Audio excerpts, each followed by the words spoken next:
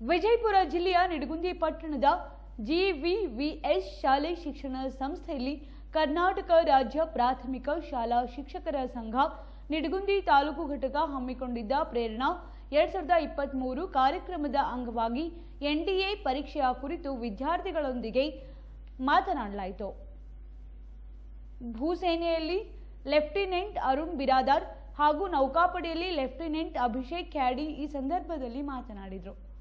ಓದುವುದನ್ನ ಬೆಳೆಸಿಕೊಳ್ಳಿ, ಒಳ್ಳೆಯ ಗೆಳೆಯರ ಜೊತೆಗೆ ಆಟ ಪಾಠದ ಜೊತೆಗೆ ಟೈಮ್ ಟೇಬಲ್ ಇಟ್ಟುಕೊಂಡು ಓದುವುದನ್ನ ಮಾಡಿ, ನೀವು ನಮ್ಮಂಗೆ ಆಗುತ್ತೀರಿ ಎಂದರು. ಕರ್ನಾಟಕ ರಾಜ್ಯ ಪ್ರಾಥಮಿಕ ಶಾಲಾ ಶಿಕ್ಷಕರ ಸಂಘದ ರಾಜ್ಯ ಘಟಕದ ಪ್ರಧಾನ ಕಾರ್ಯದರ್ಶಿ ಚಂದ್ರಶೇಖರ್ ನುಗ್ಗಲಿ ಮಾತನಾಡಿ, ಗ್ರಾಮೀಣ ವಿದ್ಯಾರ್ಥಿಗಳಲ್ಲಿ ಸ್ಪರ್ಧಾತ್ಮಕ ಪರೀಕ್ಷೆಯ ಸಿದ್ಧತೆಗಾಗಿ ಸಾಧಕರನ್ನ ಕರೆಸಿ ಅವರೊಂದಿಗೆ ಸಂವಾದ ಏರ್ಪಡಿಸಿ ಅವರಲ್ಲಿಯೂ ಬದಲಾವಣೆ ಆಗಲಿ, ಕೆಲವು ಜನರಾದರೂ ಅವರಿಂದ ಪ್ರೇರಣೆ ಹೊಂದಲಿ ಎನ್ನುವ ಉದ್ದೇಶದಿಂದ ಈ ಕಾರ್ಯಕ್ರಮವನ್ನು ನಮ್ಮ ಶಿಕ್ಷಕರ ಸಂಘ ಹಮ್ಮಿಕೊಂಡಿದೆ. ಇದು ನಿರಂತರವಾಗಿ ಸಾಗಲಿದೆ ಎಂದರು. ಈ ಸಂದರ್ಭದಲ್ಲಿ ಎಲ್ಲ ಶಾಲಾ ಶಿಕ್ಷಕರು ಸೇರಿದಂತೆ ವಿದ್ಯಾರ್ಥಿಗಳು ಉಪಸ್ಥಿತರಿದ್ದರು. ದೃಷ್ಟಿ ಬದಲಾದೀತು, ಹವ್ಯಾಸ ಬದಲಾಯಿಸಿಕೊಳ್ಳಿ. ಇವತ್ತೇ you have to change your habit. ಹವ್ಯಾಸ ಬದಲಾಯಿಸಿಕೊಳ್ಳಿ. ಹಣೆ ಬರವೇ ಬದಲಾದೀತು. ಧೋನಿ ಬದಲಾಯಿಸಬೇಕೆಂದೇನಿಲ್ಲ ನೋಡ್ರಿ, ಧೋನಿ ಬದಲಾಯಿಸಬೇಕೆಂದೇನಿಲ್ಲ. ದಿಕ್ಸೂಚಿ ಬದಲಾಯಿಸಿದರೂ ಸಾಕು. ಇವರಂತೆ ನೀವು ಸಾಧನೆಯನ್ನು ಮಾಡಬಲ್ಲಿರಿ, ಸಾಧನೆಯನ್ನು ಮಾಡಬಲ್ಲಿರಿ. ಏನು ಮಾಡಬೇಕಾಗಿಲ್ಲ, ನೀವು ದಯಮಾಡಿ ಇವತ್ತೇ ನೀವು ಒಂದಿಷ್ಟು ತೀರ್ಮಾನ ಮಾಡಬೇಕು. ನಾವು ಯಾವ ಧೋನಿಯಲ್ಲಿದ್ದೇವೆ ಅಂತಂದ್ರ ನಿಡಗುಂದಿ ವಿದ್ಯೆಯ ದಾನವನ್ನ ಮಾಡ್ತಕ್ಕಂಥ ಗ್ರಾಮೀಣ ವಿದ್ಯಾವರ್ಧಕ ಸಂಘ, ಅದರಲ್ಲಿ ನಾವು ಒಂದಿಷ್ಟು ಶಾಲೆಯನ್ನು ಕಲಿತಾ ಇದ್ದೀವಲ್ಲ. ನಾವು ಎಷ್ಟೋ ಜನ 10th ಓದ್ತಾ ಇದ್ದೀವಿ, ಎಷ್ಟೋ ಜನ PUC ಓದ್ತಾ ಇದ್ದೇವೆ. ಒಂದಿಷ್ಟು ನಾವು ಚಿಂತನೆಯನ್ನು ಮಾಡ್ಬೇಕು. ಇವತ್ತು ನನ್ನ ತಂದೆ, ನನ್ನ ತಾಯಿ, ನನ್ನ ಗುರುಗಳು ಡೆಹರಾಡೂನ್ಗೆ ಹೋಗ್ಬೇಕಾಗಿದೆ. ಅವರನ್ನ ಇಲ್ಲಿ ಹಿಡಿದಿಟ್ಟು ನಿಮಗೊಂದಿಷ್ಟು ಅವ್ರ ಕಡೆ ಮಾತಾಡಿಸ್ಬೇಕು. ಯಾಕೆ ಮಾತಾಡಿಸ್ಬೇಕು ಅನ್ನೋದು ಈ ಕಾರ್ಯಕ್ರಮದ ಮೂಲ ಉದ್ದೇಶ. ನೋಡ್ರಿ, 20-21ನೇ ವಯಸ್ಸು ಅದು ಹುಡುಗಾಟದ ವಯಸ್ಸು. ಹುಡುಗಾಟದ ವಯಸ್ಸು. ನಿಮ್ ತರ ಹಾಡ ಹಾಡಿದ್ರೆ ಕೇಕೆ ಹೊಡೆಯೋದು, ಚಪ್ಪಾಳೆ ಹೊಡಿತಕ್ಕಂಥ ವಯಸ್ಸು. ವಿದ್ಯಾರ್ಥಿಗಳ ಕೈ ಮುಗಿದು ಕೇಳ್ಕೊಳ್ತಾನೆ, ಈ ಜಗತ್ತಿಗೆ ಏನಾದ್ರೂ ಸಾಧನೆಯನ್ನು ಮಾಡಲಿಕ್ಕೆ ಬಂದಿದ್ದಾವೆ. ಆಟ ಆಡ್ತಾ ಹುಡುಗಾಟದಿಂದ ಜೀವನವನ್ನ ಕಳೀಲಿಕ್ಕೆ ನಾವ್ಯಾರು ಬಂದಿಲ್ಲ. We have come for this earth. ನಾವು ಈ ಭೂಮಿಗೆ ಹುಡುಗಾಟಿಕೆಯ ಜೀವನವನ್ನ ನಡೆಸಲಿಕ್ಕೆ ಬಂದಿಲ್ಲ. ಯಾರೋ ನಿಮ್ಮಪ್ಪ ನಿಮ್ಮವ್ವ ದಿನ ಕೂಲಿಗೆ ಹೋಗ್ತಾರ್ರಿ, ಅವರು ದಿನ ಕೂಲಿಗೆ ಹೋಗ್ತಾರ್ರಿ.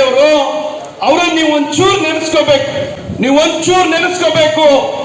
ಯಾವಾಗ ನಿನಗೆ ಹುಡುಗಾಟಿಕೆ ಮಾಡ್ಬೇಕನ್ನಿಸ್ತದಲ್ಲ, ಯಾವಾಗ ನಿಮ್ ಶಾಲೆ ಗುರುಗಳ ಪಾಠ ವಿದ್ಯೆ ಬುದ್ಧಿಯನ್ನ ಹೇಳ್ತಿರ್ತಾರಲ್ಲ, ಹಿಂದೆ ಕೂತ್ಕೊಂಡು ಚೇಷ್ಟೆ ಮಾಡ್ತಕ್ಕಂಥ ವಿದ್ಯಾರ್ಥಿಗಳಿಗೆ ಆ ನಿಮ್ಮವ್ವ ನಾಟ್ಯಾನ್ ಮಾಲಕರಂತ ಹೊಲಕ್ಕೆ ಕೂಲಿಗೆ ಹೋಗೋದು, ನಿಮ್ಮಪ್ಪ ನಿಡಗುಂದಿ ಬಸ್ ಸ್ಟ್ಯಾಂಡ್ ನಲ್ಲಿ ಕೈಪಲ್ಲೆ ಮಾರೋದು, ಅದು ನೆನಪು ಬರ್ಬೇಕು ನಿಮ್ಗೆ. ಅದು ನೆನಪು ಬರ್ಬೇಕು.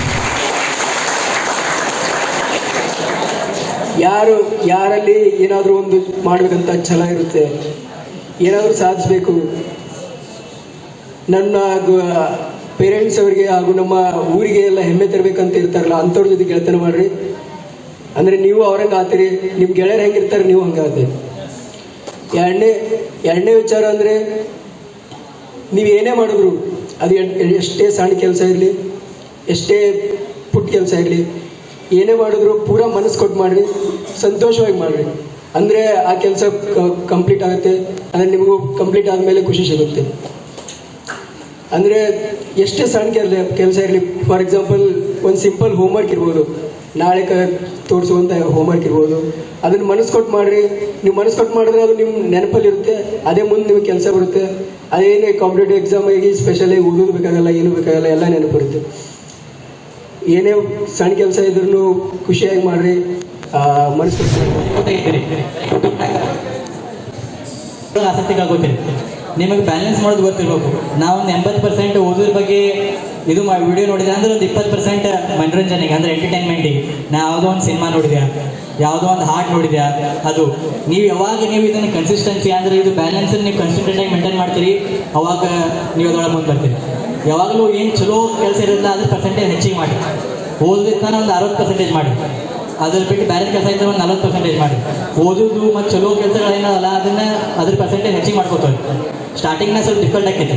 ನಾವು 20% ಸ್ಟಾರ್ಟ್ ಮಾಡಿರಿ. ಇವತ್ತು ನೀವು ಬರೀ ಒಂದು 4 ತಾಸನಾಗ ಒಂದೇ ತಾಸು ಓದೋದು ಮಾಡಿದ್ರೆ ಅಂದ್ರೆ ನಾಳೆ 1.5 ತಾಸು ಓದಿ, ನಾಡ್ದು 2 ತಾಸು ಓದಿ, ಹೀಗೆ ಸ್ವಲ್ಪ ಹೆಚ್ಚಿಗೆ ಮಾಡ್ಕೋತ ಹೋದ್ರಿ. ಅದಾದ್ಮೇಲೆ ನಿಮಗೆ ಆಸಕ್ತಿ ಭಾಳ ಶುರು ಹಾಕಿದ್ರೊಳಗೆ ನೀವೇ ಓದಕ್ಕೆ ಶುರು ಮಾಡ್ತೀರಿ, ಕನ್ಸಿಸ್ಟೆಂಟಾಗಿ ಓದಕ್ಕೆ ಶುರು ಮಾಡ್ತೀರಿ.